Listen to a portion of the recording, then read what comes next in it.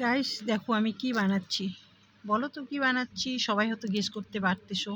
বিকেলবেলা এরকম মশমশা যদি আলুর চপ বানিয়ে নেওয়া যায় তাহলে কেমন হয় বলো তো। তো আমি একদম রেডি করে নিয়েছি আলুর চপ সাইজ করে।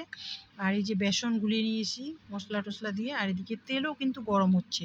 তো এবার কিন্তু আমি আর দেরি করব না, বসিয়ে দিয়ে দেওয়া যাক তাহলে আলুর চপগুলো। তো দেখো সুন্দর করে সাইজ সাইজ করে আমি তৈরি করে রেখে দিয়েছি, এখন শুধু অপেক্ষা তেলে ভেজে নেওয়ার।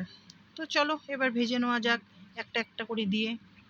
তো এই যে দেখো, আমি এই যে দেখো একটা একটা করে কিন্তু ভেজে নিয়ে নিলাম। তো দেখো কতগুলা আলুর চপ ভেজে নিলাম।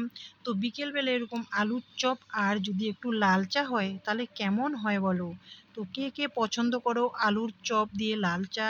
যদি কেউ খেতে চাও চলে আসো আমার বাড়ি, একদম কিন্তু রেডি। আমি কিন্তু এখন বসে যাব খেতে। তো সবাইকে টাটা।